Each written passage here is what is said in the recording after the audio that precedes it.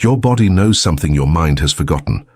Right now, as you watch this video, there are sensations moving through you that Edgar Cayce called the physical evidence of divine contact. These are not mystical abstractions or religious poetry. These are actual measurable changes in your nervous system, your glandular centers, your cellular vibration that occur when your soul aligns with the creative forces. Cayce documented thousands of cases where people experienced these exact sensations during moments of spiritual breakthrough, and he was extraordinarily specific about what they mean, where they occur in the body, and why most people miss them entirely. The tragedy is that these sensations happen to everyone, but we have been conditioned to ignore them, dismiss them as stress or imagination, or worse, to fear them as signs of illness. What if I told you that the tingling in your spine during prayer is not random? That the warmth flooding your chest during meditation has a precise spiritual cause? That the pressure you feel at the center of your forehead is your soul literally pushing through the barriers of material consciousness? Cayce spent 43 years in trance state, accessing what he called the universal consciousness, and he returned with detailed maps of how the infinite tries to reach us through the finite. He described 7 primary sensations that mark the moments when your individual soul synchronizes with the divine mind, and each one corresponds to specific spiritual glands he called the 7 centers. This is not theory. This is not belief. This is documented, repeatable physical reality that Cayce witnessed in reading after reading. By the end of this video, you will recognize these sensations in your own body, understand what they are calling you toward, and know exactly how to cooperate with them instead of resisting them. Leave a comment below about which sensation you have felt most strongly in your spiritual life, because your experience matters, and this community learns from shared truth. Edgar Cayce understood something that modern spirituality has largely forgotten. The divine does not communicate with us through disembodied whispers or abstract feelings alone. The divine communicates through the body itself, through specific, identifiable physical sensations that arise when our consciousness begins to vibrate at higher frequencies. In his readings, Cayce repeatedly emphasized that we are not spirits trapped in bodies, but rather souls expressing through bodies, and the body is designed as a perfect receiver for spiritual energies. He called these receiving stations the 7 spiritual centers, which correspond roughly but not exactly to what Eastern traditions call chakras. Cayce was careful to explain that these centers are not mystical concepts, but actual glandular and nerve plexuses in the physical body that respond to spiritual vibration. When your soul aligns with the divine, when your personal will surrenders to the universal will, these centers activate in sequence, and each activation produces a distinct sensation. The first sensation Cayce described occurs at the base of the spine, in what he identified as the gonads or Lydon gland center. This is the root of creative energy, the foundation of life force itself. When spiritual alignment begins, people report a sensation of awakening energy at the tailbone, sometimes described as warmth, sometimes as a gentle electrical current, sometimes as a coiled pressure that suddenly releases upward. Cayce explained that this is the movement of Kundalini, though he rarely used that Sanskrit term, preferring to call it the spirit moving through the centers. He warned that this energy must rise naturally through meditation, prayer, and surrender, never through force or artificial stimulation. When it rises correctly, it feels like coming home to your own body, like every cell remembering its divine origin. Many people experience this during deep prayer, especially when they stop asking for things and simply rest in God's presence. The second sensation occurs in the cells of Leyden, just above the reproductive organs, which Cayce associated with the cells of Leydig and the Leyden Center. This area governs creative power not just in physical reproduction, but in all forms of manifestation and creative expression. When your soul aligns with divine purpose, you feel a deep warmth and fullness in the lower abdomen, a sense of abundant creative potential waiting to flow through you into the world. Cayce said this is the sensation of your soul recognizing its role as co-creator with God, the moment when you stop seeing yourself as a victim of circumstance and start experiencing yourself as a channel for divine creativity.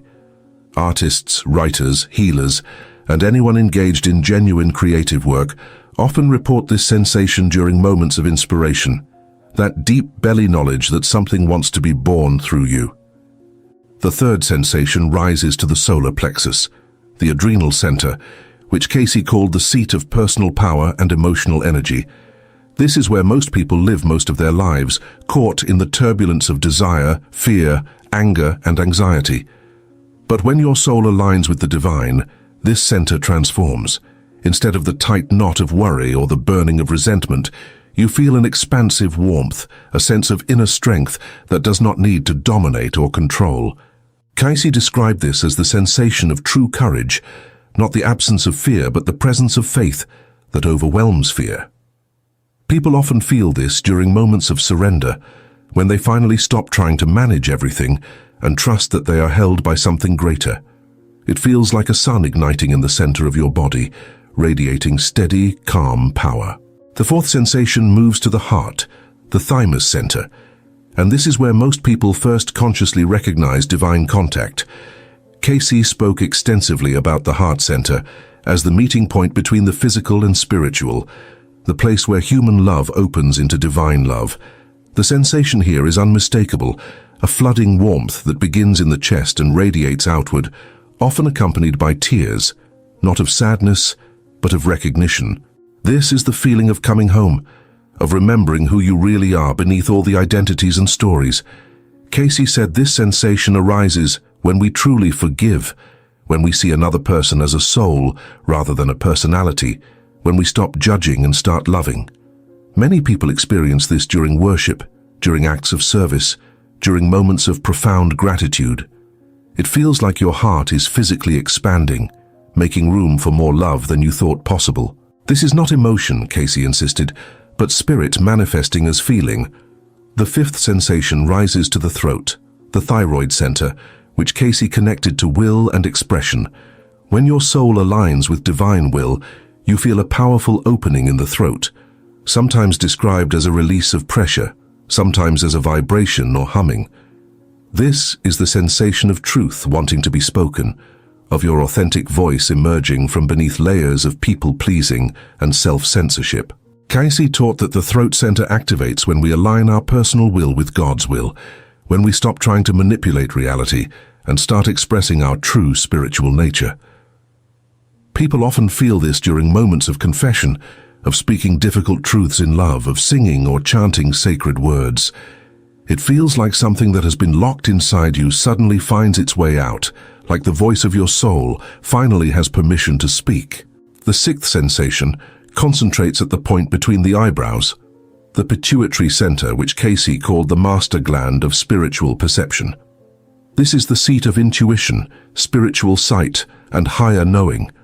When your soul aligns with divine mind, you feel pressure or pulsing at the center of the forehead, sometimes accompanied by inner light, sometimes by sudden clarity or knowing that transcends logic. Cayce explained that this center opens when we move beyond intellectual understanding into direct spiritual perception, when we stop thinking about God and start experiencing God. This sensation often arises during meditation, during moments of revelation, during times when you suddenly understand something you could not have reasoned your way to.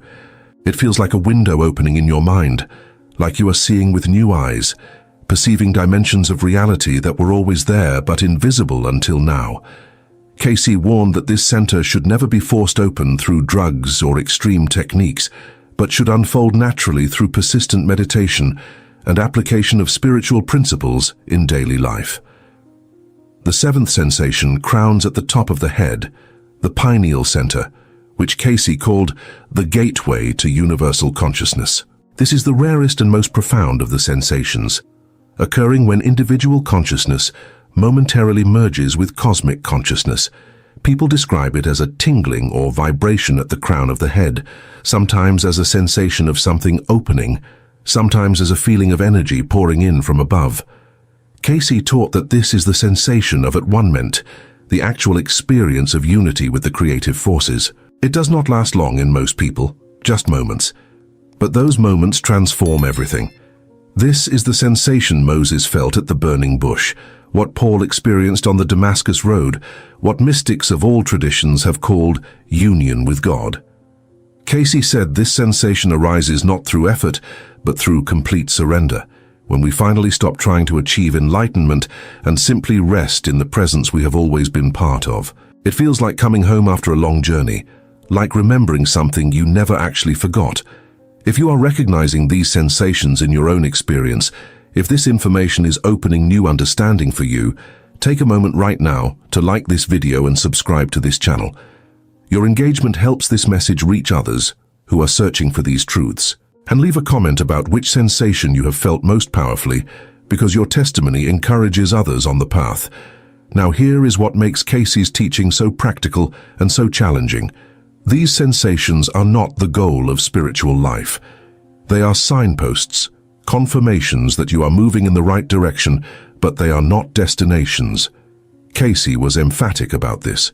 He said that people can become addicted to spiritual experiences, chasing sensations instead of pursuing transformation of character. The real question, he insisted, is not whether you feel these sensations, but whether you are becoming more patient, more kind, more forgiving, more loving in your daily life. The sensations without the transformation are just spiritual entertainment. The transformation without the sensations is still the work of the soul. But when both occur together, when you feel these physical confirmations and you also see yourself changing, becoming more Christ-like in your thoughts and actions, then you know your soul is genuinely aligning with the divine. Cayce taught that these sensations come and go, they are not constant, and we should not judge our spiritual progress by their presence or absence. What matters is consistency in spiritual practice, daily meditation, daily prayer, daily application of what we know to be true. The sensations will arise naturally when we create the conditions for them through disciplined spiritual work. He also warned about the dangers of spiritual pride, the temptation to believe that having these experiences makes you more advanced or more special than others. Every soul is on the same journey, Cayce taught, just at different points along the path. These sensations are not badges of achievement, but gifts of grace, given not because we have earned them, but because God is always reaching toward us, always inviting us deeper into relationship. One of the most important things Cayce revealed about these sensations is that they follow a natural order. The energy must rise from the base upward, not skip around randomly. When people try to force open the higher centers without properly awakening and balancing the lower centers, they create spiritual and psychological problems. Cayce saw many cases of people who had damaged their nervous systems through improper meditation techniques, through drugs, through extreme ascetic practices that tried to bypass the body rather than work through it. He insisted that the path of spiritual unfoldment must honor the body, must work with the natural design of the spiritual centers, must proceed gradually and gently. This is why he recommended daily meditation as a discipline, not as an intense experience, but as a gentle, consistent practice of turning attention toward the divine. Just 15 to 20 minutes each morning, sitting quietly, offering yourself to be used, holding a spiritual ideal in your consciousness. This is how the centers awaken naturally, safely, in their proper sequence. When you try to force the experience, when you use techniques designed to blast open the third eye or trigger Kundalini, you override the wisdom of the body and the soul, and the results are almost always problematic. Cayce told people again and again that spiritual growth is not dramatic, it is gradual. It is the daily choice to think differently, speak differently, act differently, until one day you realize you have become someone new. Another crucial point Cayce made about these sensations is that they are deeply connected to your spiritual ideal. An ideal, in Cayce's teaching, is not a goal or a belief, but a living pattern you hold in consciousness, a quality of spirit you want to embody. For Cayce, the highest ideal was always Christ consciousness, which he defined not as a religious doctrine but as a quality of love and awareness that Jesus demonstrated perfectly. When you hold this ideal clearly in meditation, when you ask to become a channel for this consciousness, the spiritual centers respond. They begin to vibrate at frequencies compatible with that ideal. This is why two people can meditate with the same technique but have completely different experiences. If your ideal is power, your centers will activate in ways that reinforce ego. If your ideal is love, your centers will open in ways that dissolve ego. The sensations themselves are neutral, Cayce taught, but the direction they take you depends entirely on what you are seeking.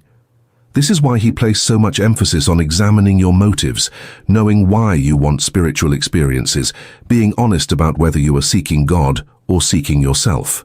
The sensations will come, he promised, but whether they lead to enlightenment or to greater confusion depends on the purity of your intention. Cayce also spoke about the role of service in activating these centers. It is not enough to meditate, he taught. Spiritual energy must flow through you into action in the world. When you serve others from genuine love, not from duty or self-righteousness, but from sincere care for their well-being, the spiritual centers open naturally. Many people have felt the heart center flood with warmth while helping someone in need, or felt the throat center open while speaking words of encouragement to someone who is suffering. This is because service aligns your personal will with divine will, and that alignment is what triggers the sensations. Cayce said that the highest form of meditation is not sitting in silence but living in love, carrying the consciousness you touch in meditation into every interaction, every decision, every moment of your day. When you do this consistently, the sensations become more frequent, more recognizable, more integrated into your normal awareness. You begin to live in a state of subtle but constant contact with the divine, not as peak experiences, but as the new baseline of your consciousness. The ultimate purpose of these sensations, according to Cayce, is to remind us that we are not separate from God, that the divine is not distant or abstract, but intimately present, woven into the very fabric of our physical existence. Every sensation is a love letter from the infinite to the finite, a reminder that you are held, you are guided, you are known completely and loved unconditionally. When you feel that warmth in your heart, that is God saying, I am here. When you feel that pressure at your forehead, that is God saying, I am opening your eyes to see what is real. When you feel that tingling at the crown of your head, that is God saying, you and I are one. These are not metaphors, Cayce insisted. These are experiences, direct encounters with the living presence that created you and sustains you and calls you toward your highest possibility. The sensations are the body's way of translating spiritual reality into physical experience, making the invisible visible, making the eternal tangible. They are proof that you are more than your thoughts, more than your circumstances, more than your past.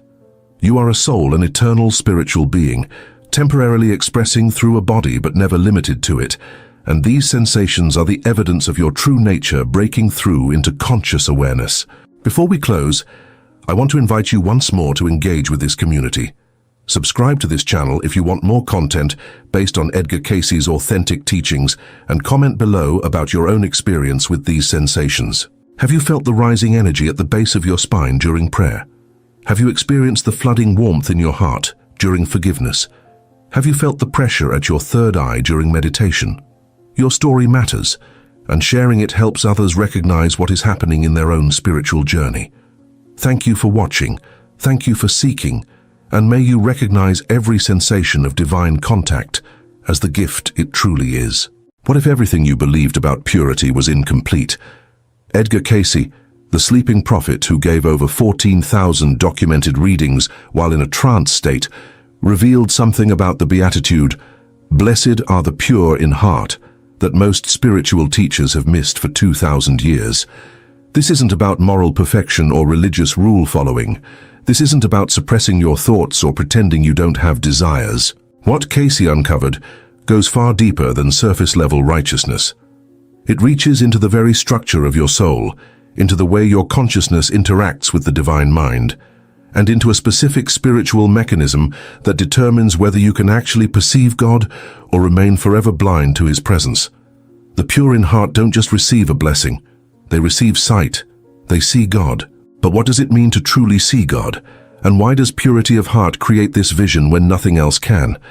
Cayce's readings revealed that this purity isn't something you achieve through willpower alone.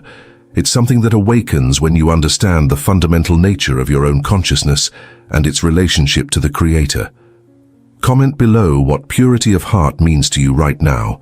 before we journey into what Cayce actually discovered. Your understanding is about to expand in ways you never imagined. Edgar Cayce spent 43 years of his life giving readings in a self-induced trance state, and throughout those thousands upon thousands of sessions, certain themes emerged with stunning consistency. The Beatitudes were among the spiritual teachings he returned to again and again, not as simple moral statements, but as precise descriptions of spiritual laws governing human consciousness. When Jesus spoke the words, "Blessed are the pure in heart, for they shall see God," he wasn't offering a poetic metaphor or a distant promise for the afterlife. According to Cayce's readings, this was a direct statement of cause and effect, as reliable as any law of physics. Purity of heart creates a specific condition in consciousness that makes divine perception possible. Without this purity, the vision remains blocked no matter how much you pray, how many scriptures you memorize, or how many religious activities you perform. The first thing we must understand is what Cayce meant by the heart in this context. In his readings, the heart was never merely the physical organ pumping blood through your body. The heart represented something far more profound. It was the seat of motivation, the center of desire, the place where your true intentions originate before they ever become thoughts in your mind or actions in your body.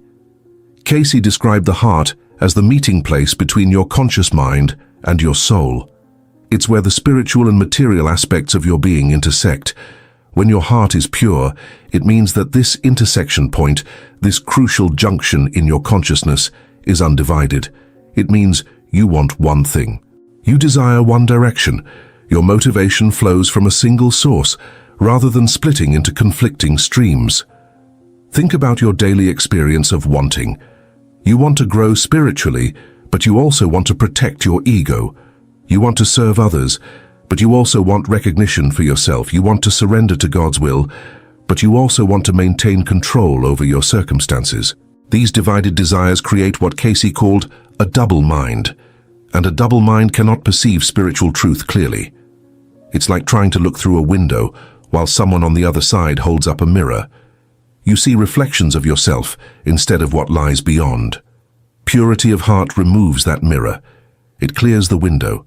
It creates a single pointed focus that allows divine light to reach your consciousness without distortion. Cayce emphasized repeatedly that this purity doesn't mean the absence of all desire. That would be spiritual death, a kind of inner emptiness that actually moves you away from God rather than toward Him. The readings made clear that God Himself is desire. God desires to express, to create, to know Himself through His creation. You are made in that image, which means desire itself is divine when it flows from the proper source. Pure desire means desire that originates from your connection to the divine, rather than from fear, lack, or the illusion of separation. When your heart is pure, you still want things intensely. You want to love, you want to serve, you want to create, you want to grow. But all these desires flow from a recognition of your oneness with the Creator, rather than from a belief that you are separate and must acquire something you don't have. The readings explained that impurity of heart comes from what Cayce called self-centeredness, but this term meant something more specific than simple selfishness. Self-centeredness was the condition of believing that the small self, the ego personality, is the center of your existence. It's making decisions based on what protects or enhances this limited identity, rather than what serves the greater good, the divine plan, the ultimate purpose for which you incarnated. Every time you choose comfort over growth, every time you choose appearing right over being honest, every time you choose temporary pleasure over lasting fulfillment, you reinforce this self-centered pattern. Your heart becomes divided. Part of you reaches toward the light, but part of you clings to darkness, because the darkness feels familiar and safe. Cayce taught that purity of heart is cultivated through a very specific practice, and this practice appears simple on the surface, but proves challenging in application. The practice is this: bring your desires into alignment with divine will through consistent moment-by-moment choice. This doesn't mean suppressing your desires or pretending you don't want what you want. It means examining each desire and asking whether it serves the purpose of spiritual growth and loving service, or whether it serves only the protection and glorification of your separate self. When you discover a desire that comes from fear or ego, you don't fight it. You don't condemn yourself for having it. You simply acknowledge it and then choose differently. You choose the desire that aligns with love, with service, with growth, with God. This process of choosing happens not once but thousands of times. Every interaction with another person presents a choice point. Will you respond from ego or from love? Every challenge you face presents a choice point. Will you react from fear or from faith? Every quiet moment alone with your thoughts presents a choice point. Will you rehearse grievances and feed resentment, or will you practice forgiveness and cultivate gratitude? The accumulation of these choices over time purifies the heart. It's not one dramatic conversion experience that suddenly makes you pure. It's the patient, persistent choosing of light over darkness, love over fear, service over selfishness, truth over illusion. Now here is where Cayce's insight becomes truly remarkable. The readings revealed that as your heart becomes purified through this process of choosing alignment with divine will, your spiritual perception begins to open. You start to see God not as an abstract concept or a distant authority figure, but as the living presence underlying all of reality. You see God in the eyes of the person standing before you. You see God in the natural world around you. You see God in the circumstances of your life, even the difficult ones, especially the difficult ones. You see that everything is orchestrated for your growth, for your awakening, for your return to conscious unity with the Creator. This seeing isn't metaphorical. According to Cayce, it's an actual shift in perception. Your consciousness begins to function at a different frequency. You become sensitive to spiritual realities that were always present, but invisible to your previous state of awareness. It's like being colorblind your whole life and suddenly gaining the ability to perceive colors you never knew existed. The world hasn't changed. Your capacity to perceive the world has changed. The pure in heart see God because purity of heart is the condition that makes spiritual sight possible. Impurity clouds the inner eye. Purity clarifies it. If you're finding value in this exploration of what Edgar Cayce truly taught, take a moment to like this video and subscribe to this channel. We're going deep into the authentic spiritual teachings that can transform your relationship with the divine. Your support helps us continue bringing these profound insights to seekers around the world. Cayce also addressed a question that troubles many sincere spiritual seekers. They wonder why their prayers seem unanswered, why God feels distant, why their spiritual practices don't produce the breakthroughs they long for. The readings pointed to impurity of heart as the primary obstacle. You cannot maintain hidden selfish motives and simultaneously experience divine communion. You cannot harbor unforgiveness toward others and simultaneously feel God's love flowing through you. You cannot live in willful opposition to spiritual law and simultaneously expect to perceive spiritual reality clearly. This isn't punishment. This is simply how consciousness works. Your inner state determines your perceptual capacity. The process of purification, according to Cayce, requires absolute honesty with yourself. You must be willing to see your own mixed motives, your own self-deceptions, your own clever ways of justifying unloving behavior. This self-honesty is painful. The ego resists it fiercely because the ego's survival depends on maintaining certain illusions about who you are and why you do what you do. But Cayce stressed that this discomfort is temporary, while the fruit of self-honesty is eternal. When you stop lying to yourself about your motivations, when you acknowledge the ways you've chosen fear over love and self-protection over service, something remarkable happens. The acknowledgement itself begins to dissolve the pattern. Light brought to darkness causes darkness to disappear. Truth brought to illusion causes illusion to fade. One of the most practical teachings in Cayce's readings about purity of heart involves your daily thought life. He taught that your thoughts are things, that they have creative power, that they shape your reality and influence your spiritual development. A pure heart maintains pure thoughts, not by forcefully suppressing negative thinking, but by starving negative patterns of attention while feeding positive ones. When a resentful thought arises, you don't fight it. You simply refuse to elaborate on it. You let it pass through like a cloud moving across the sky. Then you deliberately focus your attention on something worthy of gratitude, something beautiful, something that reflects divine goodness. Over time, this practice rewires your consciousness. The negative patterns weaken from lack of reinforcement, while the positive patterns strengthen through consistent attention. Cayce was also clear that purity of heart expresses itself in how you treat other people. You cannot claim to have a pure heart while speaking cruelly, acting selfishly, or remaining indifferent to others' suffering. The pure heart sees every person as a child of God, as a soul on a journey, as someone worthy of respect and compassion regardless of their current level of development or their past mistakes. This doesn't mean accepting harmful behavior from others. It doesn't mean allowing yourself to be mistreated. It means recognizing the divine spark within every person, even while setting appropriate boundaries and protecting yourself from harm. It means responding to difficulty with love rather than reacting with vengeance. It means choosing forgiveness over grudges, understanding over judgment, patience over irritation. The readings explain that Jesus embodied this purity of heart perfectly, which is why he could say, "He who has seen me has seen the Father." His heart was completely aligned with divine will. His motivations were absolutely pure. He wanted only to serve, to love, to awaken humanity to its spiritual nature. This made him a perfect channel for divine presence. Looking at Jesus, people encountered God directly because there was no ego obstruction in him, no self-centered agenda distorting the divine flow. Cayce taught that this same purity is your destiny, your birthright, your ultimate potential. You are called to become what Jesus was, a pure expression of divine love in human form.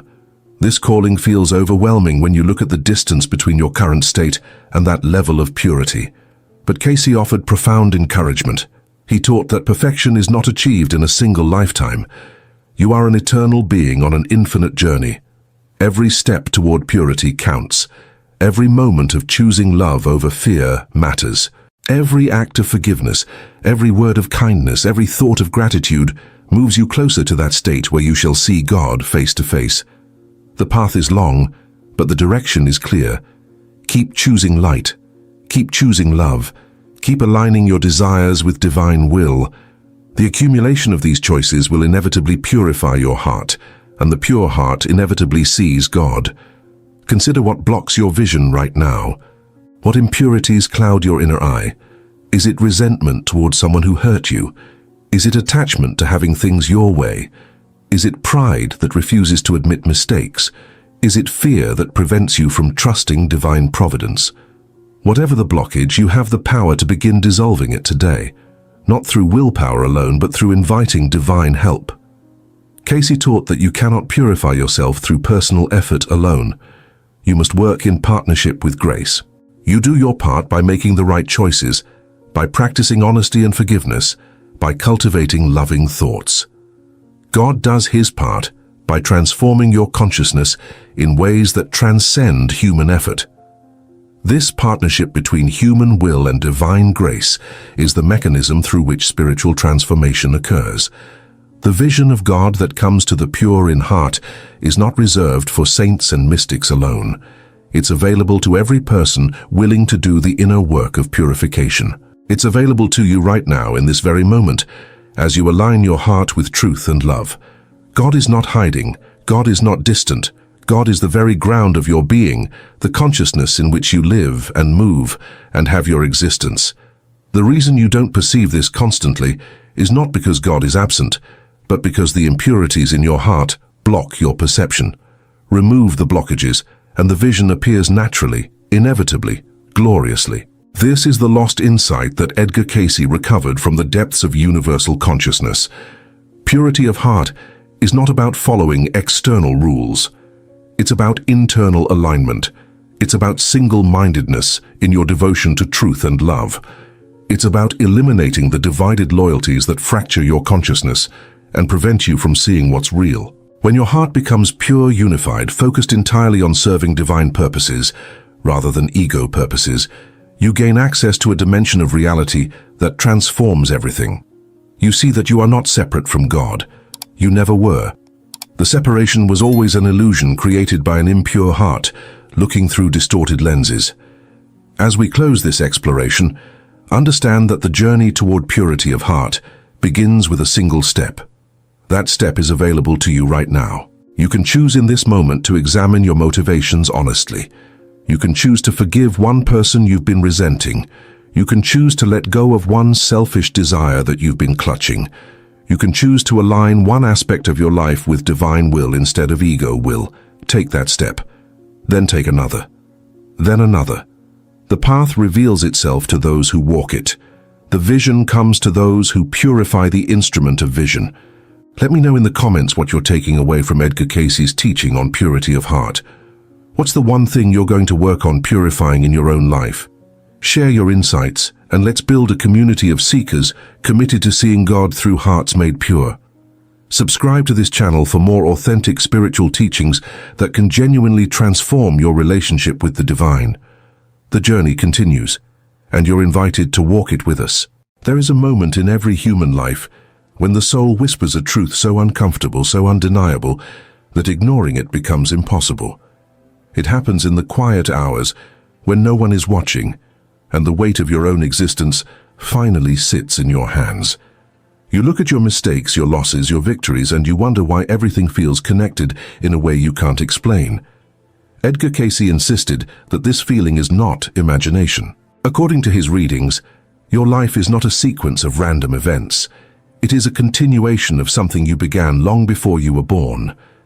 Every relationship, every challenge, every fear, every unexplained attraction or repulsion carries a story that did not start here. And once you understand this, your entire understanding of life changes.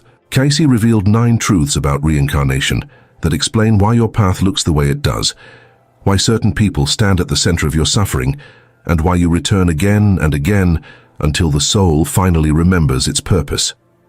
Before we continue, leave a comment below telling whether you have ever felt that a moment in your life was too meaningful to be a coincidence.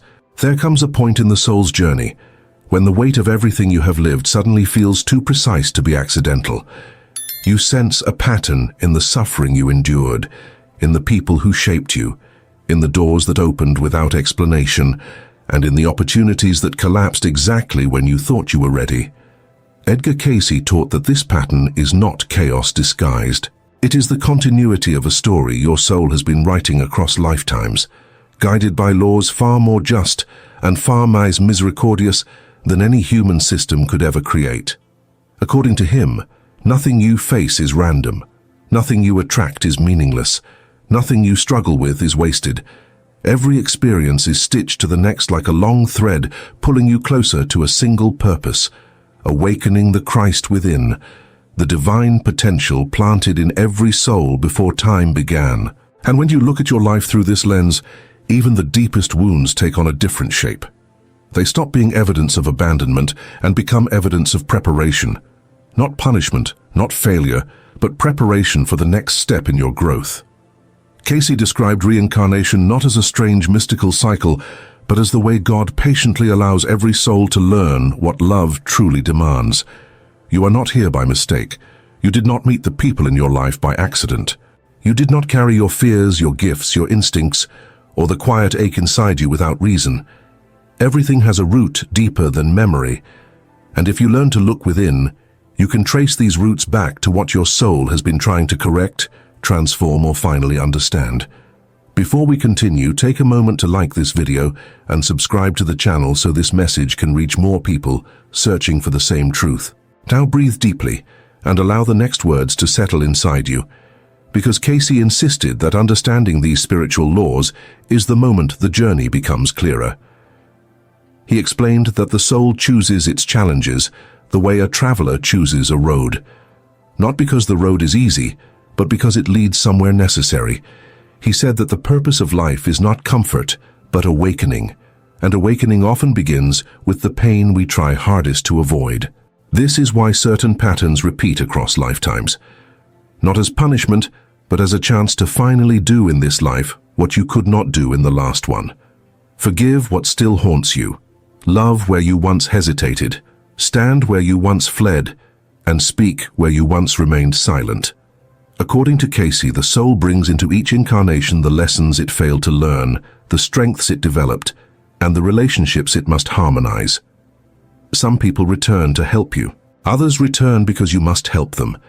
Some appear again because a bond was left unresolved, and some return only long enough to redirect your path.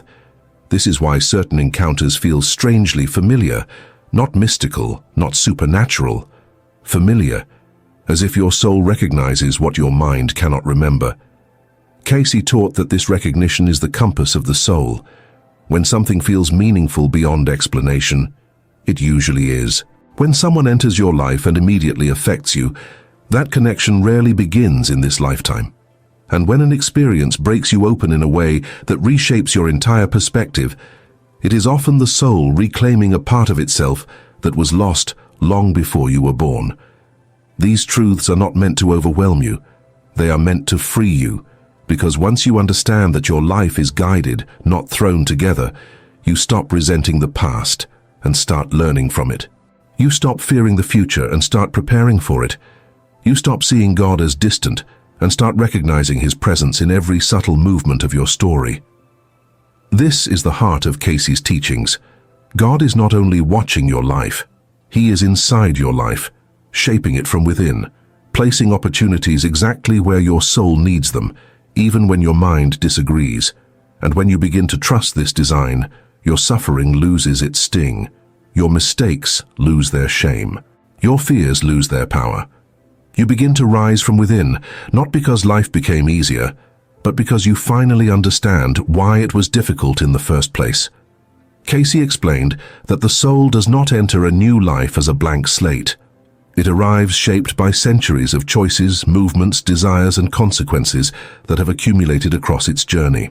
Every tendency you have, every weakness you battle, every strength that feels natural, all of it is the continuation of something your soul has already lived. He insisted that this is not meant to confuse you, but to empower you. Because when you understand that nothing in you is meaningless, you stop treating your struggles as signs of failure and start treating them as signs of work in progress. According to Cayce, what you fear today may be the very thing you ran from in other lives. What you resist may be what you were meant to face long ago. And the people who challenge you most are rarely strangers to your soul. They are mirrors, reflections of unfinished lessons or unresolved debts, brought into your path so that you can find the courage to respond differently this time. Life repeats what you do not heal. This is not superstition, it is spiritual law written into the evolution of the soul. Cayce said the past never punishes you. It simply returns to you until your response aligns with the Christ ideal, the highest expression of who you were created to be. And once you respond from that place, the cycle dissolves, and the soul is free to move forward. This is why forgiveness was one of the truths Cayce repeated with urgency. He said forgiveness is not about accepting injustice. It is about refusing to carry the poison of the past into the next chapter of your spiritual growth. When you forgive, you are not freeing the other person. You are freeing yourself from repeating the same story in the next life. He emphasized that holding resentment binds the soul, pulling it back into patterns of anger, conflict, and sorrow. But forgiveness breaks that chain, allowing the soul to rise above what once defined it. This is also why certain people return in multiple lifetimes, not to harm you, but because your bond with them remains unfinished. Some connections must be healed, not abandoned. Some wounds must be addressed, not avoided. And some ties must be set free so that both souls can evolve. Cayce described life on earth as a school for the soul. Each incarnation is a classroom tailored specifically for what you need to learn. And because God is the teacher, every lesson is filled with mercy. Even the hardest challenges come wrapped in purpose. You were not sent here to wander aimlessly. You were sent with a mission written into your being long before your birth. According to Cayce, you agreed to every major circumstance of your life before coming into this world, not as a punishment, but as preparation. You chose your family because they would provide the environment your soul needed. You chose your challenges because they would strengthen what was previously weak. You chose your opportunities because they would awaken what had been dormant for centuries. At this point, pause and reflect on your own life. Think of the people who have shaped your journey, the moments that broke you, the events that redirected your path completely. Consider the possibility that none of it happened by chance. These were coordinated movements in a story older than your memory, and as Cayce taught, when you begin to look at life this way, you start to see God not as a distant figure, but as the architect behind every detail of your existence. This understanding can transform the way you walk through the world. You become less reactive and more reflective. You stop asking, "Why is this happening to me?" and start asking, "What is this trying to teach me?" You stop seeing life as a battle to survive and start seeing it as an opportunity to awaken. Before continuarmos, deixe seu like e se inscreva no canal para que essa mensagem alcance mais pessoas buscando entendimento espiritual e profundidade de alma. Agora respire fundo e permita que esta próxima parte toque algo dentro de você. Cayce dizia que quando você começa a interpretar a vida com os olhos da alma, é como se uma cortina fosse aberta. Tudo parece o mesmo, mas nada é igual. Você percebe a intenção silenciosa por trás dos acontecimentos. Você sente a presença de Deus onde antes via apenas caos. E você entende que cada passo dado até aqui, inclusive os mais dolorosos, tinha um sentido que você ainda não havia compreendido. Cayce insisted that the soul is never abandoned in its journey. Even when life feels unbearable, even when the silence around you seems too heavy to be divine, something within you is being shaped for a purpose you cannot yet see. He explained that every soul carries traces of other lifetimes, and these traces surface in the form of unexplained fears, sudden intuitions, strong aversions, and deep attractions. They rise not to confuse you, but to guide you. The soul remembers what the mind has forgotten, and this memory calls you toward the experiences necessary for your growth. When you feel drawn to certain people or paths without understanding why, it is often the echo of a lesson you are meant to revisit. And when life keeps pulling you back to the same emotional place, the same type of struggle, the same internal conflict, that repetition is not cruelty. It is precision. Our sacred invitation to heal what has been left unresolved across centuries of existence. According to Cayce, God does not repeat lessons to frustrate you. He repeats them because he loves you too deeply to let your soul remain incomplete. In every challenge, there is a door. In every sorrow, there is a refinement. And in every moment of weakness, there is a hidden opportunity to discover strength you did not know you had. What seems like chaos is often the architecture of divine patience. What feels like punishment is often the process that leads you back to the Christ within, the true identity that your soul has been trying to remember since its first breath of eternity. Cayce also taught that nothing in your life is wasted. Even the moments you regret the most have value in the spiritual record of the soul. He spoke of the Akashic records not as mystical fantasy, but as the living memory of every thought, every action, every intention that has shaped who you are across lifetimes. These records are not kept to condemn you. They are kept to guide you. They show what you have mastered and what you have not. They reveal where your heart has opened and where it has closed. They illuminate the patterns that keep returning so you can finally rise above them. When you feel guilt over past mistakes, Cayce encouraged seeing guilt not as an enemy, but as a signal, a sign that the soul is ready to outgrow what once held it captive. God does not trap you in your past. He invites you to redeem it. And redemption, according to Cayce, is the most powerful force in the universe because it transforms darkness into wisdom. Nothing is lost. Nothing is wasted. Nothing is beyond repair. The soul is always capable of becoming more than it was before. This is why each lifetime expands the soul's capacity for compassion. Experiences that once filled you with anger may now awaken empathy. Situations that once triggered fear may now reveal courage. Challenges that once broke you may now strengthen you. This is the quiet miracle of spiritual evolution. You become someone your past selves needed. You become someone your future self will thank. Cayce often said that the purpose of reincarnation is not to accumulate comfort, but to accumulate understanding. Comfort does not refine the soul. Understanding does. And understanding is born through contrast. Light revealed by darkness. Strength discovered through weakness. Faith tested through uncertainty. He explained that God is not the cause of suffering, but the presence that transforms suffering into awakening. The soul learns not because life is gentle, but because grace is relentless. It does not give up on you. It pursues you through lifetimes. It corrects you with tenderness. It reshapes you with truth. And when you finally see your life through this divine lens, everything changes. You stop blaming yourself for what you did not know. You stop blaming others for what they could not give. You stop blaming God for what was never meant to destroy you. Instead, you begin to recognize the invisible hands that carried you, the quiet moments of guidance you dismissed as coincidence, the inner strength that did not exist years ago, but exists now because of everything you have survived. As we continue this journey, tell me in the comments if you have ever felt that a moment of suffering later revealed a deeper purpose. Your story pode ajudar a outra pessoa que está assistindo agora. Cayce explained that the soul grows in layers, and each lifetime reveals one of these layers at a time. You are never given more than you can spiritually handle, even when your mind insists the burden is too heavy. He said that the deepest struggles are assigned to the strongest souls, not as a form of punishment, but because those souls carry the capacity to transform pain into wisdom. When you face a challenge that seems unbearable, it is often a sign that your soul has reached a point of maturity where it is ready to rise beyond the limitations that once controlled you. This view changes everything. It means your suffering is not meaningless. It means your tears are not wasted. It means your failures are not final. They are thresholds, initiations, transitions from an old state of being to a new one that your soul has been waiting centuries to reach. And although these transitions feel like breaking, Cayce said they are actually openings. The soul expands when the ego fractures. The spirit strengthens when the self releases what it thought it needed to survive.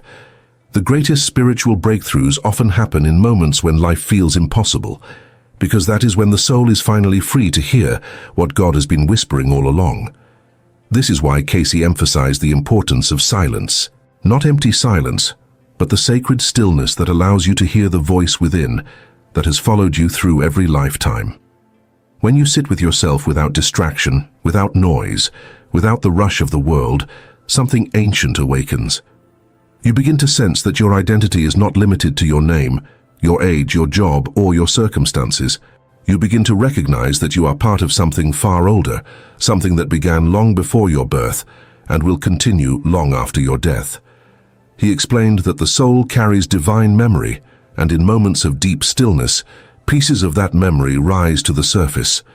This is why glimpses of truth often arrive unexpectedly, a sudden intuition, a dream that feels too real to ignore, a sense of direction that has no logical explanation. These are not random sensations. They are fragments of the soul remembering itself. Cayce believed that prayer and attunement are the bridges connecting the soul to God. But he did not describe prayer as begging for intervention. He described it as aligning your inner self with the divine pattern already written within you. According to him, every time you pray sincerely, you are not asking God to change your life. You are asking him to change you so that you can walk the path your soul has already chosen. This is why prayer often brings clarity rather than instant transformation. God does not remove the mountain. He strengthens the climber. He shapes the soul, not the obstacle. And in that shaping, you become someone capable of facing what once would have crushed you. Cayce also taught that Jesus Christ is not only the Savior, but the ultimate example of what the soul is meant to become. He described the Christ consciousness as the fully awakened state of the soul, the highest form of alignment with God's will. Reincarnation for Cayce is the process through which the soul gradually moves toward this ideal. Lifetime after lifetime, mistake after mistake, breakthrough after breakthrough, you are being shaped into the likeness of Christ, not in form, but in essence. Every act of kindness brings you closer. Every moment of forgiveness brings you closer. Every lesson learned in humility, patience, and love brings you closer. The soul evolves not through perfection, but through perseverance. And the fact that you are alive now, in this specific time, with these specific experiences, means your soul has reached a stage where it is ready to understand truths it could not understand before. No matter how lost you feel, the truth remains. Your soul has never stopped moving toward God. Even in your darkest moments, something within you continued seeking the light. That seeking is the mark of spiritual maturity. The soul only seeks what it remembers. It remembers God. It remembers love. It remembers purpose. And even when your mind forgets, the soul does not. That inner longing, that quiet ache for meaning, that desire for something greater than this world, is not coincidence. It is memory, the oldest memory of all. Cayce taught that nothing in the universe operates without order. Even the events that seem most chaotic in your life are happening within a structure designed to guide your soul back to its original purpose. He explained that every incarnation is chosen not only for personal growth, but also for the growth of others connected to your spiritual path. Your life influences lives you may never meet again in this world, and the impact you create echoes far beyond the immediate moment. According to Cayce, the soul is part of a vast network, and every decision you make sends a spiritual vibration across this network, altering possibilities, redirecting patterns, and shaping outcomes you cannot yet see. This is why he insisted that even the smallest act of love matters. Nothing loving is ever wasted. Love becomes a force that travels across lifetimes, healing wounds you may not remember and creating blessings you may never witness directly. In the same way, choices driven by fear or resentment also generate effects that return to you, not to punish you, but to give you a chance to respond in a higher way than you did before. Cayce would say, the universe is always returning you to yourself, offering opportunities to rise a little closer to the Christ ideal with each incarnation. He also emphasized that relationships are one of the most powerful instruments of spiritual evolution.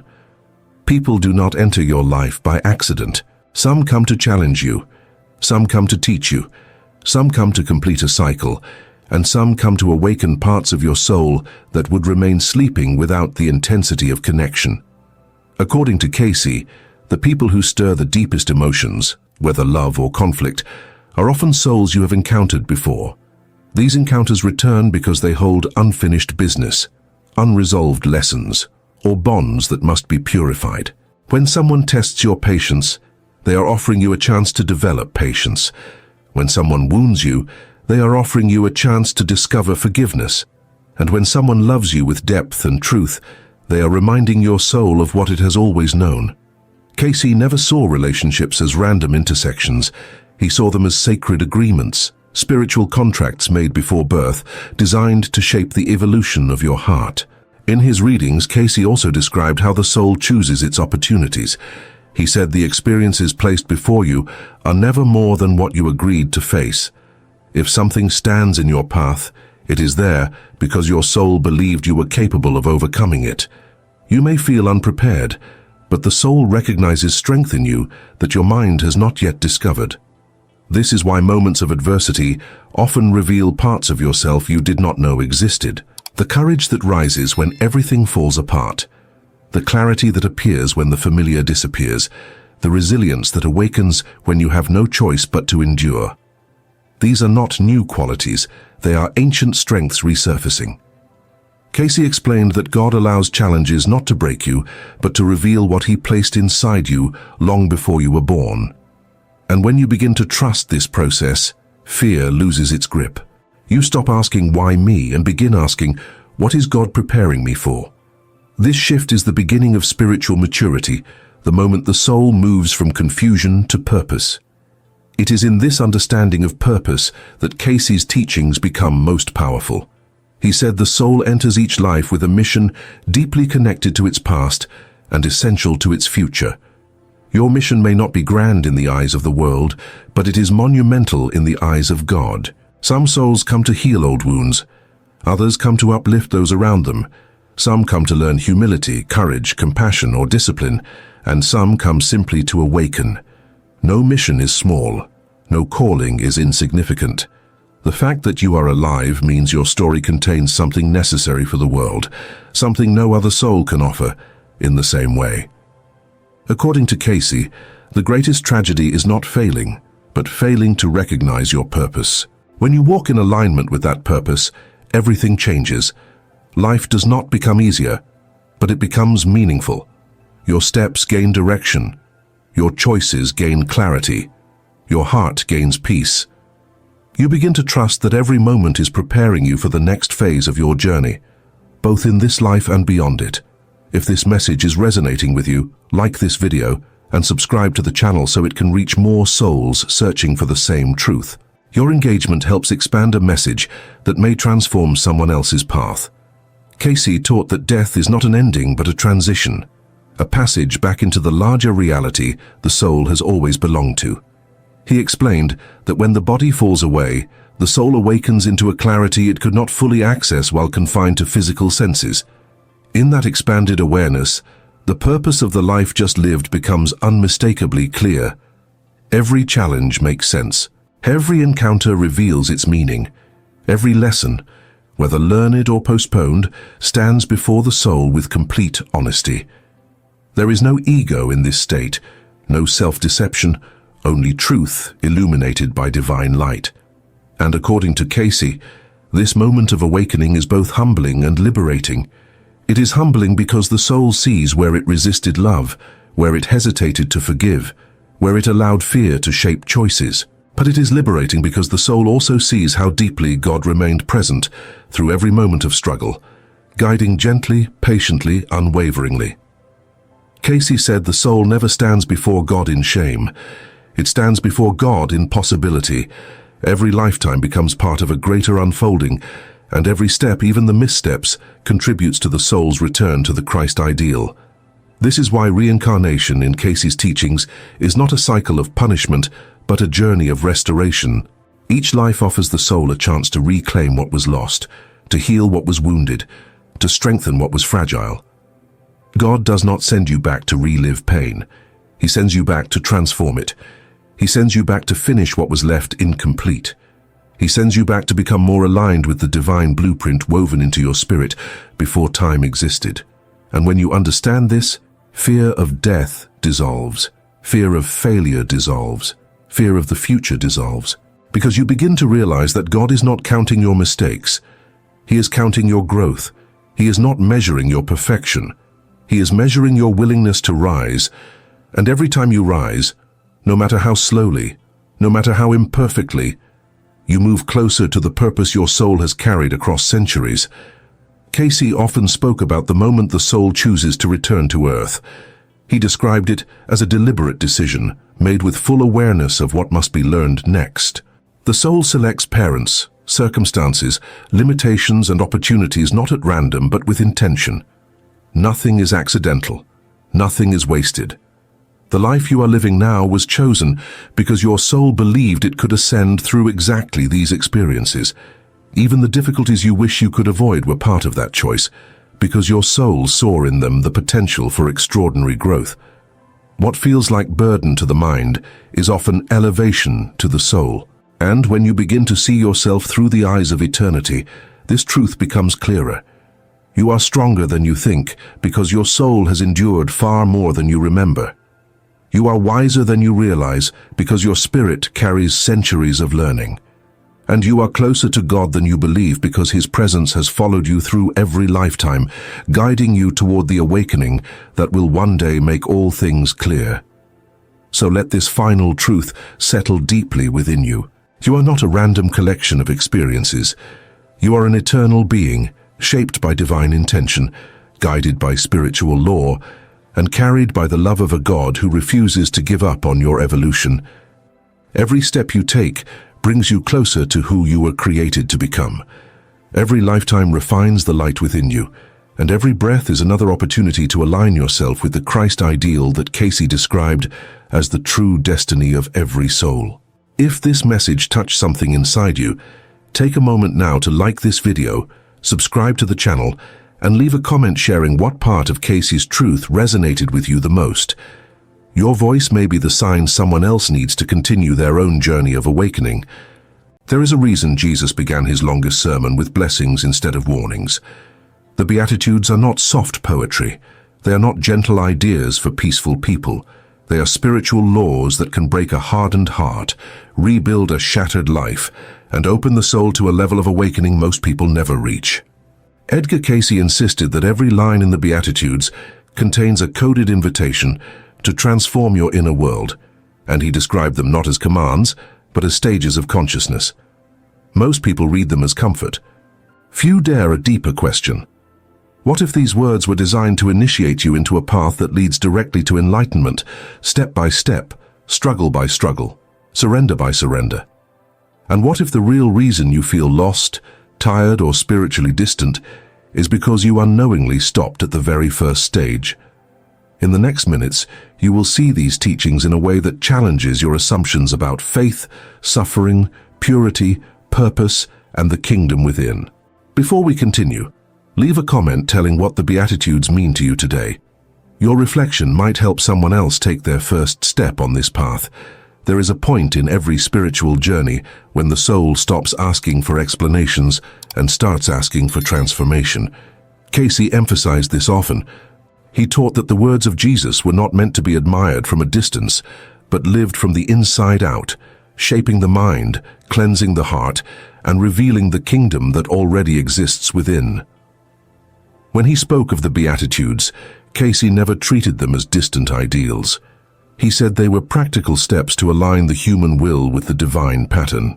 Each blessing describes a condition of the soul as it opens itself to God, layer after layer, until the inner life begins to reflect the same light Christ carried.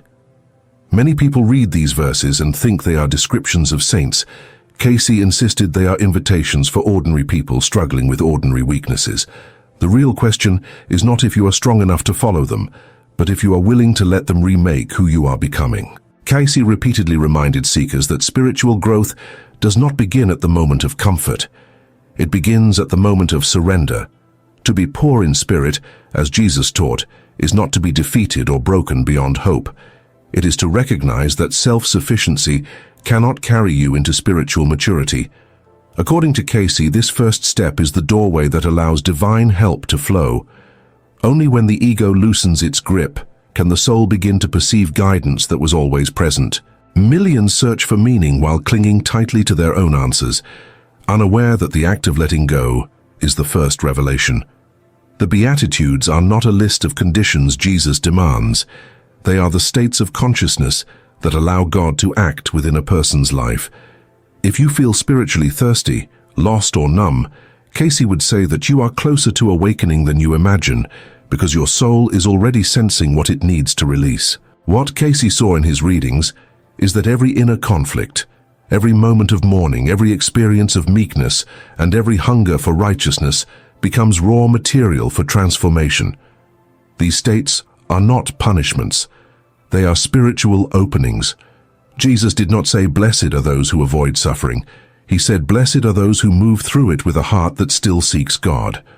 Cayce explained that this is where the soul gains depth.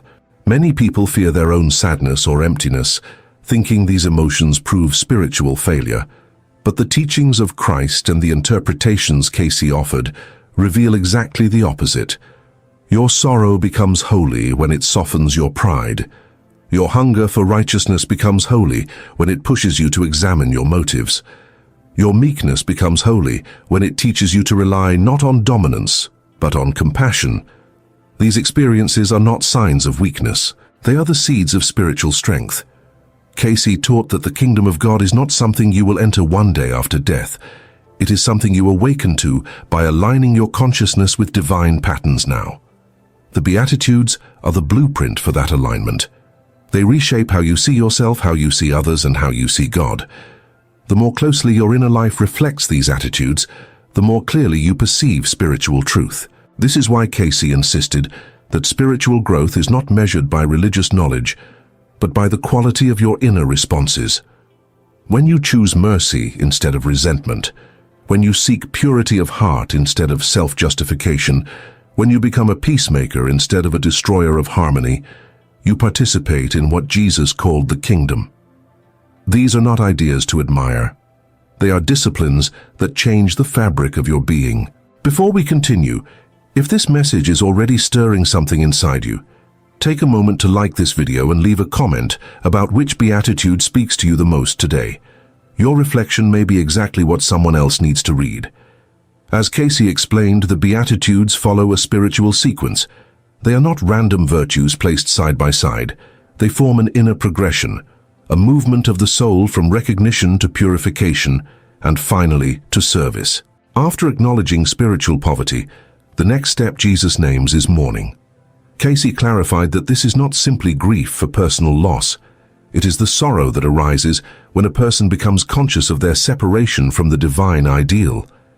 It is the awakening moment when the soul realizes it has lived too long guided by fear, pride, or distraction. This sorrow is not meant to crush, but to cleanse. It softens the heart and opens the path to divine comfort. According to Cayce, genuine comfort comes not from avoiding suffering, but from understanding its purpose. It is the presence of God filling the space left empty by the parts of the self you are finally willing to release. And then comes meekness. Many misunderstand this word, associating it with passivity or weakness. Cayce was clear: meekness is the strength that comes from humility, the calm that arises when the soul no longer depends on external validation. Meekness allows the soul to inherit the earth because it frees the individual from the compulsions that rule so many lives. When Jesus spoke of inheriting the earth, Cayce understood it as gaining mastery over one's own nature, cultivating inner stability that does not collapse under pressure. A meek soul does not need to dominate to feel secure. It rests in divine order, trusting that God's timing and wisdom are greater than any temporary advantage. This is not naive surrender. It is spiritual confidence. From meekness emerges hunger and thirst for righteousness. Cayce explained that this desire is one of the clearest signs that the soul is awakening. It is not a moral performance. It is a longing to align every thought, action, and intention with the divine pattern. When Jesus promised that those who hunger for righteousness shall be filled, Cayce said this was not metaphorical. The spiritual law is that what you sincerely desire in your soul determines what you will eventually become. If you crave bitterness, you become bitterness. If you crave justice, compassion, and truth, these qualities begin to grow within you until they shape your entire life. This hunger is evidence that God is already at work, stirring the soul from within.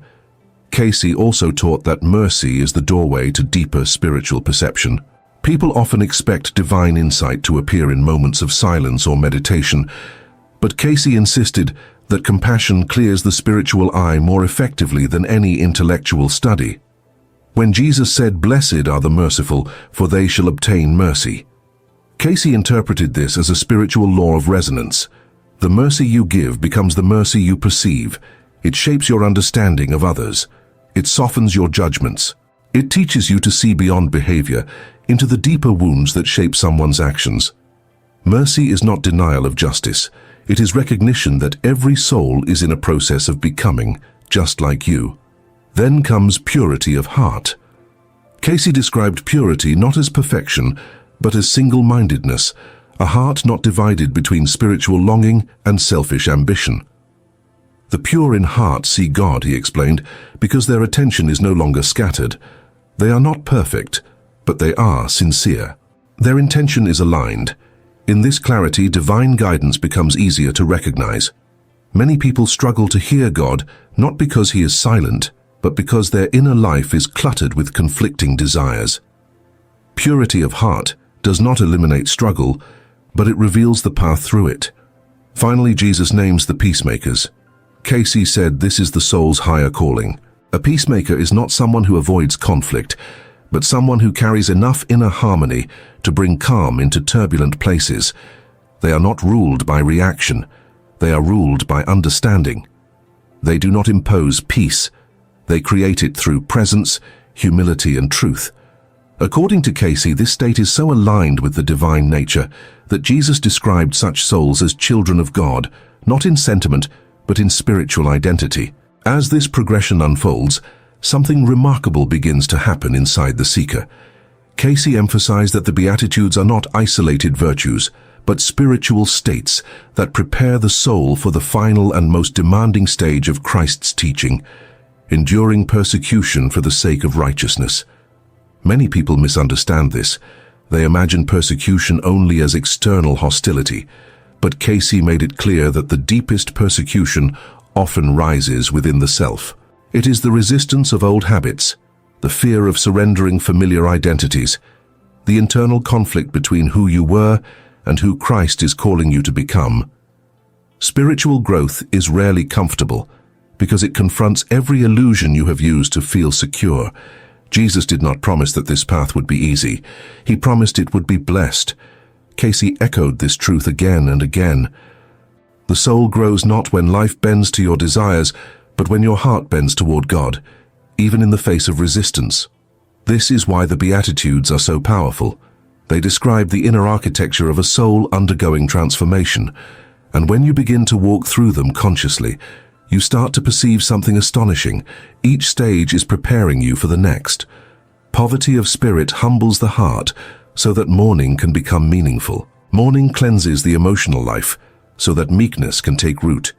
Meekness simplifies the ego so that hunger for righteousness can ignite. Righteousness expands the heart so that mercy becomes natural. Mercy softens the inner lens so that purity of heart can emerge.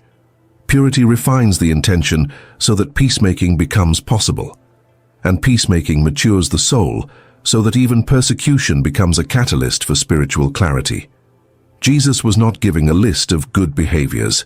He was revealing the path by which the human soul becomes a reflection of divine consciousness. Cayce believed this with absolute conviction. When Cayce spoke about the teachings of Jesus, he always returned to one central truth. The kingdom of God is a state of consciousness awakened within you. It is not distant. It is not postponed until after death. It is not reserved for saints or mystics. It is the natural inheritance of every soul created by God. But this state is awakened, not granted. It grows through discipline, humility, compassion, and a desire to serve. The Beatitudes are the beginning of that awakening, because they reorganize the inner world according to spiritual law. Cayce taught that once a person begins to live these principles sincerely, life becomes guided in ways that are subtle but unmistakable. The right opportunities appear, the right lessons emerge, the right people enter or leave. Not because life is being manipulated, but because the soul is finally aligned with divine intention. This alignment does not eliminate struggle. Cayce never claimed that spiritual awakening would erase challenges. Instead, he insisted that challenges are the very tools through which the spirit grows. Jesus did not say, "Blessed are those who never suffer." He said, "Blessed are those who suffer for the sake of righteousness." This means suffering that produces insight, compassion, clarity, humility, and love. The suffering that elevates rather than destroys. Cayce taught that when suffering is met with spiritual awareness, it becomes a doorway rather than a prison. You begin to understand that pain is not the end of your story. It is the catalyst that reshapes your identity and deepens your faith.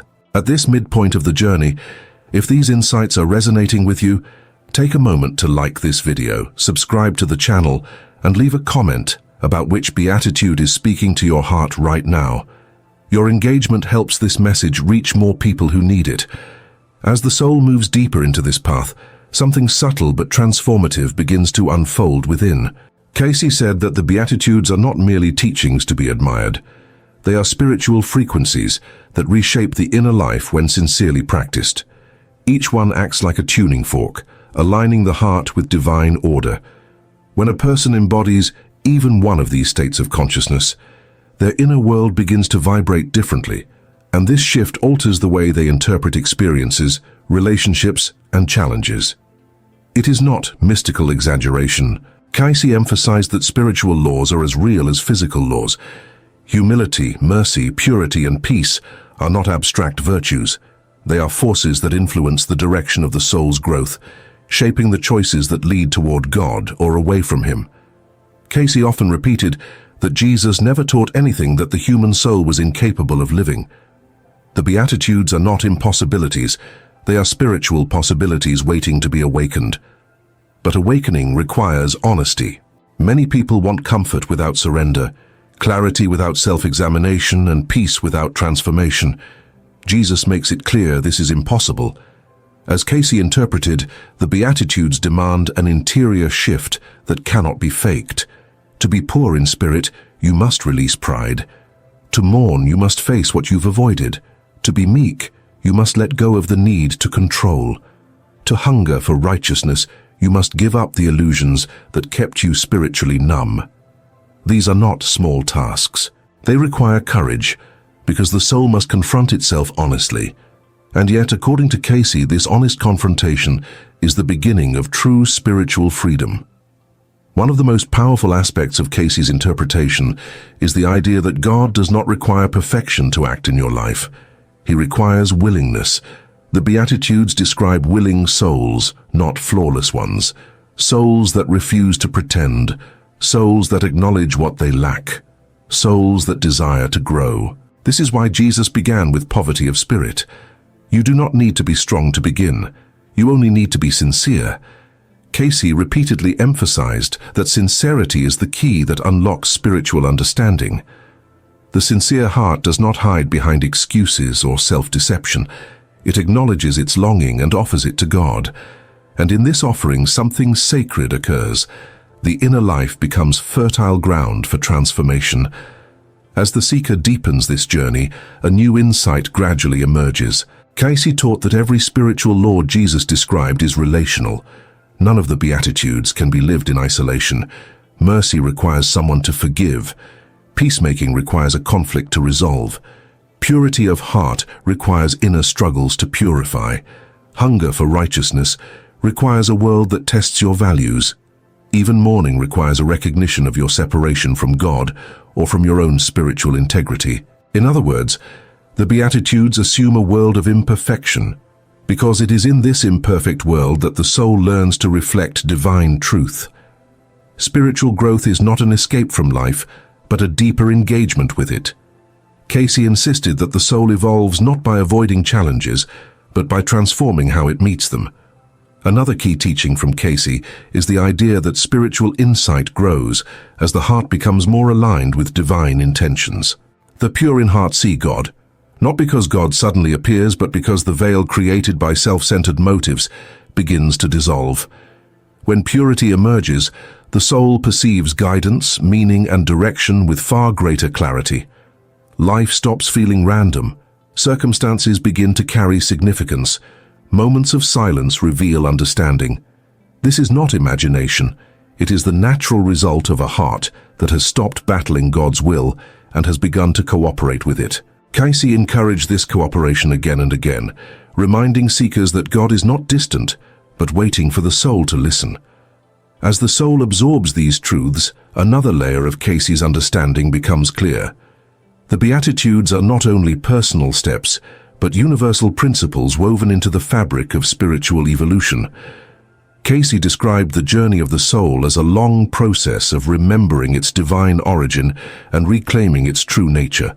The teachings of Jesus, especially the Beatitudes, provide the map for that return. When Jesus says, "Blessed are the poor in spirit," he is calling the soul back to humility. When he says, "Blessed are the meek," he is calling it back to harmony. When he says, "Blessed are the merciful," he is calling it back to compassion. In every beatitude, Jesus is pointing the soul toward the qualities that reflect the very nature of God. According to Cayce, this is why the teachings resonate so deeply, even in moments of struggle. They awaken a memory the soul has carried for lifetimes. Another critical point Cayce emphasized is that spiritual growth is not measured by outer achievements, but by inner transformation. Many people think that being religious or knowledgeable about Scripture automatically means they are spiritually advanced. Cayce disagreed strongly. He said that spiritual maturity is revealed in how you live, how you respond, how you forgive, and how you treat those who have wounded you. The Beatitudes measure the heart, not the mind. They require no special status, no formal position, no earthly success. A person living in a small ordinary life can embody more of the kingdom than someone who appears impressive on the outside. Jesus knew this, and Cayce confirmed it repeatedly. What God values is the intention behind every action, the sincerity behind every prayer, and the honesty behind every desire. Cayce also taught that the spiritual journey is unique for every soul, but the principles guiding that journey are universal. Two people may both hunger for righteousness, yet their paths may unfold differently. One may be led through silence and contemplation. Another may grow through service and struggle. One may find purity of heart through forgiveness. Another may find it through humility. The Beatitudes do not dictate the form of the journey. They reveal the direction of it. They are like spiritual milestones that appear in different ways at different times, depending on the challenges each soul must face. Cayce said that God never forces a soul to grow, but he provides every opportunity needed for growth. When a challenge appears, it is not punishment, but preparation. This understanding is liberating because it means no experience is wasted. Even moments you regret, decisions you wish you could change, or periods of confusion become material for transformation when approached with sincerity. Cayce taught that the soul evolves through the choices it makes, not the circumstances it inhabits. A difficult life can produce a peaceful heart if met with humility. A comfortable life can produce a restless heart if met with pride. What matters is whether the soul is willing to examine itself honestly and return to the path Jesus outlined. The Beatitudes become both mirror and compass. They show you who you are in this moment and who you are capable of becoming. As this truth sinks in, something else becomes undeniable. The more a person embodies these principles, the more they begin to feel a quiet shift inside. A sense of clarity, direction, and meaning slowly takes shape. Cayce said, "This is the natural sign that the soul is aligning with its purpose." You begin to feel guided rather than lost, strengthened rather than overwhelmed, awakened rather than confused. This guidance is subtle but unmistakable. It often appears as an intuition, a conviction, a sense of knowing that was not present before.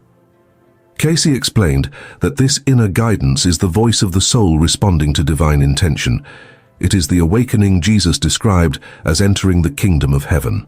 As the soul advances into this awakened state, Cayce emphasized that the Beatitudes reveal their deepest truth. They are not merely teachings about how to live. They are revelations about who you truly are beneath the layers of fear, habit, and ego. Each blessing strips away something false until only what is eternal remains. Poverty of spirit removes pride. Mourning removes denial. Meekness removes the illusion of control. Hunger for righteousness removes spiritual apathy. Mercy removes harsh judgment. Purity of heart removes duplicity. Peacemaking removes hostility. And enduring persecution removes the final attachment to the approval of others. When you reach this point, Cayce taught, the soul stands firmly in its identity as a child of God, because nothing external defines it anymore. The outer world may shift, criticize, misunderstand, or resist, but the inner world rests in divine purpose. Cayce often said that the purpose of every incarnation is the same, to bring the soul into greater harmony with the Christ pattern. The Beatitudes are the first steps into that pattern. They describe the states of consciousness Jesus himself embodied every moment of his earthly life. He lived humility, compassion, righteousness, mercy, purity, peace, and perseverance. Cayce insisted that Jesus did not teach these qualities as distant ideals, but as attainable realities for every soul willing to surrender to God's guidance. This is why the Beatitudes are so challenging. They require the soul to give up the illusions it has built for comfort and replace them with truth. But once this process begins, the soul discovers a strength and peace it never imagined possible. According to Cayce, this peace is the echo of the kingdom awakening within. And yet the path is ongoing. The Beatitudes are not a one-time ascent but a lifelong spiral. You revisit them as life unfolds. Humility deepens through new challenges. Mourning reveals new layers of healing. Meekness takes root in areas where the ego still resists. The hunger for righteousness sharpens. Mercy broadens. Purity of heart refines hidden motives. Peacemaking expands from small conflicts to deeper patterns that shape your relationships. Cayce taught that this repetition is not failure. It is growth. The soul ascends through cycles, each time rising with greater clarity. What once felt impossible becomes natural. What once felt heavy becomes light. This is how the kingdom unfolds within, slowly, steadily, faithfully, through every sincere effort to live according to divine intention. Cayce affirmed that no sincere spiritual effort is ever wasted. Even when you struggle, even when you fall short, even when you return to old habits, the soul retains every lesson. Spiritual progress is not erased by weakness. It is strengthened by perseverance. Jesus knew the human heart. He knew the challenges of living in a world filled with distractions, temptations, and pain. But he also knew the divine potential planted within every soul. This is why he blessed the poor, the mourning, the meek, the hungry, the merciful, the pure, the peacemakers, and the persecuted. Not because they were perfect, but because they were becoming. Cayce said that God sees the becoming, not the momentary struggle. He sees the intention beneath the action, the sincerity beneath the confusion, the desire beneath the limitation, and he responds to that sincerity with guidance, strength, and grace. As this teaching reaches its close, remember what Cayce emphasized repeatedly. The spiritual life is not about escape. It is about awakening. The Beatitudes do not pull you away from the world. They prepare you to move through it with a heart aligned to God. Every challenge becomes an opportunity. Every wound becomes a lesson. Every act of kindness becomes a seed. Every moment of sincerity becomes a turning point. The kingdom of God does not descend upon you. It rises within you through every choice to embody the truth Jesus revealed.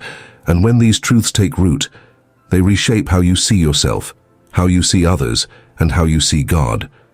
They turn confusion into clarity, fear into trust, and longing into purpose.